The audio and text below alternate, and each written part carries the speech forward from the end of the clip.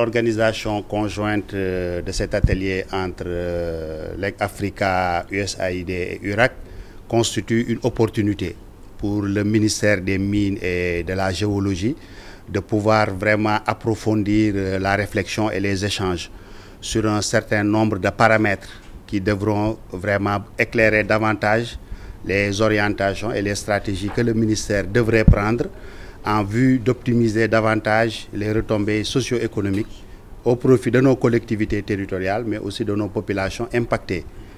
Ce qui fait que cet atelier nous intéresse à plus d'un titre. Je l'ai déjà dit, le périmètre de l'étude va concerner les collectivités territoriales impactées. Ça va toucher aussi la réglementation au niveau du secteur minier avec le contenu mine, mais aussi surtout peut permettre d'avoir une plus grande légitimation de nos activités minières. Donc ce qui fait que c'est les résultats qui à terme devront permettre de pouvoir approfondir davantage les pistes de solutions que nous pourrons trouver au profit de nos collectivités territoriales. Donc nous avons espoir qu'avec la qualité des participants, vraiment il y a une diversité des acteurs aussi bien étatiques, autorités locales que représentants de la société civile et des ONG. Donc le tout dans des échanges diversifiés peuvent nous permettre d'aboutir à des solutions vraiment partagées. Et j'ai aussi salué l'approche de commanditer une étude. Parce que souvent, on a l'habitude de donner nos opinions sur des perceptions souvent personnelles. Il est bon d'aller sur des paramètres encore beaucoup plus objectifs, sur des éléments recueillis et des données sur le terrain et pouvoir, au terme d'une étude partagée, pouvoir vraiment dégager les options et les différents scénarios qui devront peut-être guider l'action dans ce domaine de répartition des ressources budgétaires et surtout des dépenses sociales au profit de nos collectivités impactées. En fait, il s'agit d'un accompagnement constant de l'État par rapport aux collectivités territoriales pour traduire de manière financière la décentralisation, en son dénommé acte 3 de la décentralisation.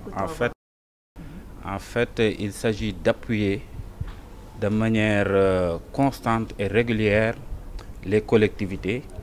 Et à titre d'exemple, pour la loi de finances qui vient d'être adoptée et promulguée de 2024, il est prévu un montant global de plus de 109 milliards pour les collectivités territoriales.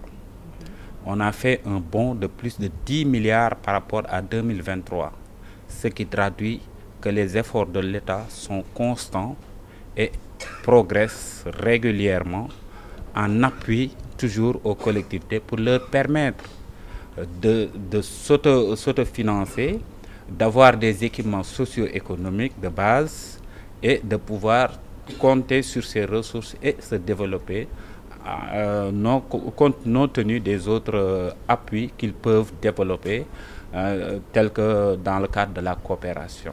En tout cas, c'est un feedback. Je crois que l'étude, on ne l'a pas encore examinée, mais nous espérons que ce sera un feedback pour nous, un retour sur ce que nous avons mis en place en termes de réglementation, en termes d'outils de redistribution, en termes de mécanismes de transfert, pour voir est-ce que ce sont des mécanismes efficaces ou efficients, est-ce qu'il y a des difficultés dans la mise en œuvre. En tout cas, étudier, faire le bilan.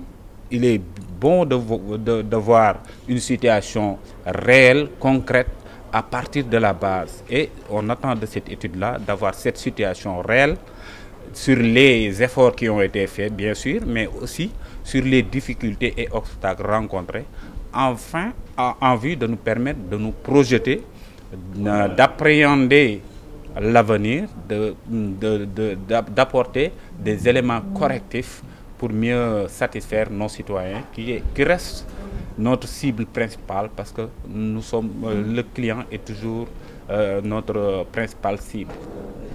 Alors, l'étude qui nous réunit aujourd'hui,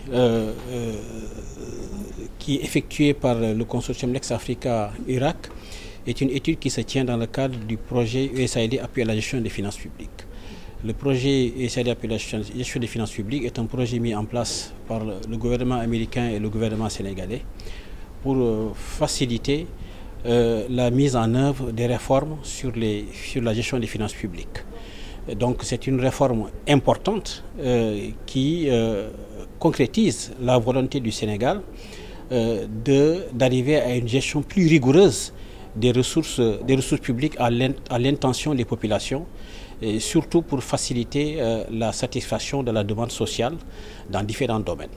Et donc c'est dans ce cadre que nous essayons nous d'accompagner la concrétisation de ces trois volontés, que sont la volonté de l'État, la volonté aussi des populations de voir leurs demandes satisfaites, mais de satisfaire aussi, de concrétiser aussi la volonté des organisations de la société civile qui veulent appuyer le gouvernement dans la gestion transparente des ressources publiques.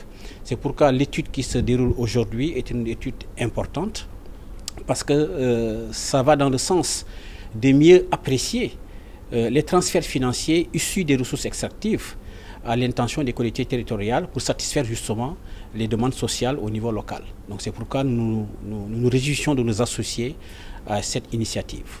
Cette étude est un élément essentiel dans le cadre des activités que nous sommes en train de mener avec l'appui de l'USAID, programme d'appui à la gestion des finances publiques, parce que notre préoccupation est d'arriver à des politiques publiques, surtout en matière de politique budgétaire, plus efficientes.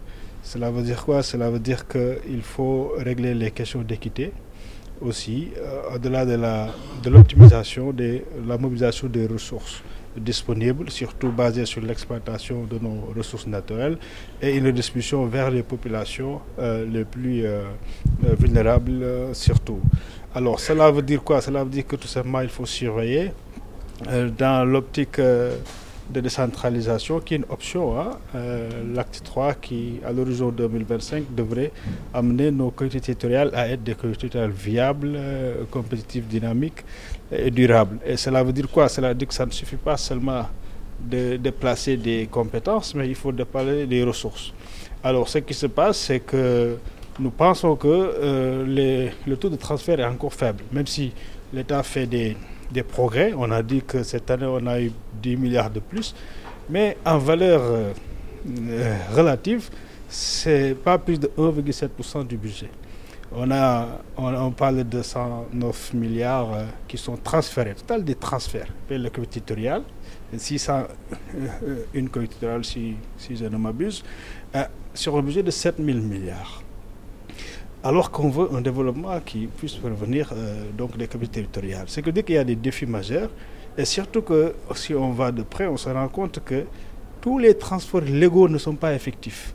Voyez-vous, des efforts sont faits, mais si on fait le lien avec là où on extrait nos ressources naturelles pour produire de la valeur ajoutée, c'est-à-dire les fonds miniers de développement, le fonds de péréquation et d'appui au développement, mais surtout le fonds d'appui au développement local, les transferts ne sont pas effectifs.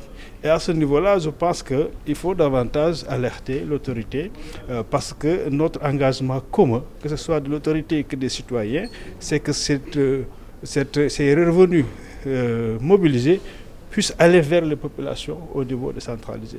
Donc c'est ce qu'on espère que cette étude pourra aider à faire avancer sur ce plan-là. D'abord le partage avec les administrations en charge des politiques budgétaires et également identifier où sont les leviers sur lesquels il faut appuyer pour l'effectivité d'abord de la loi. Et ensuite de dire, au-delà de la loi, comment nous pouvons améliorer tout ceci.